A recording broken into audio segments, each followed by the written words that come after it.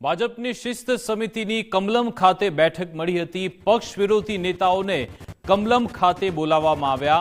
વાદી ફરિયાદીની રજૂઆતો પણ સાંભળવામાં આવી।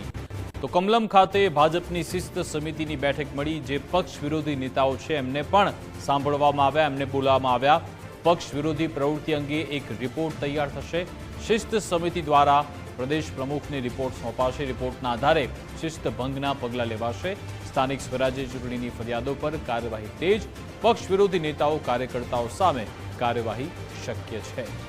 તો ભાજપે શિસ્ત સમિતિની બેઠકનું આયોજન કર્યું છે। સ્થાનિક સ્વરાજ્યની ચૂંટણી દરમિયાન જેમણે પક્ષ વિરોધી કાર્યવાહી કરી એમનો એક રિપોર્ટ તૈયાર થઈ રહ્યો છે। આજ અંગે વિસ્તૃત વિગત આપશે ફોનલાઈન પર નિકુંજ જાની જોડાઈ ગયા છે। જે નિકુંજ, વિકાસ, શિસ્તને વરેલી ભાજપ પાર્ટીની અંદર સ્થાનિક સ્વરાજની સંસ્થાઓની ચૂંટણી દરમિયાન ઘણી અશિસ્તની એટલે કે પક્ષ વિરોધી પ્રવૃત્તિની ફરિયાદો થઈ હતી અને આ ફરિયાદોને સાંભળવા માટે ભાજપે એક શિસ્ત સમિતિની રચના કરી હતી।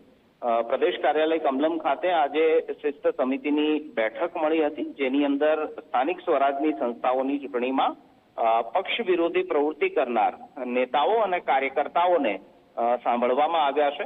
મહત્વનું છે કે પાછલી સ્થાનિક સ્વરાજની સંસ્થાઓની ચૂંટણીમાં પક્ષ વિરોધી પ્રવૃત્તિ કરનાર એ નેતાઓ અને કાર્યકર્તાઓ સામે પગલાં લેવાશે તે પ્રકારની જાણકારી મળી રહી છે અને શિસ્ત સમિતિની અંદર આ કાર્યકર્તાઓ અને નેતાઓને આજે સાંભળવામાં આવ્યા છે। મહત્વનું છે કે ફરિયાદી અને વાદી આ તમામને આજે પ્રદેશ કાર્યાલય કમલમ ખાતે બોલાવવામાં આવ્યા હતા અને જે ફરિયાદો થઈ હતી સ્થાનિક સ્વરાજની સંસ્થાઓમાં પક્ષ વિરોધી પ્રવૃત્તિઓ બદલ તે સંદર્ભે આજે શિસ્ત સમિતિના પ્રમુખ અને સમિતિના જે સભ્યો છે તેમના દ્વારા તેમને સાંભળાયા છે। એક રિપોર્ટ તૈયાર થશે।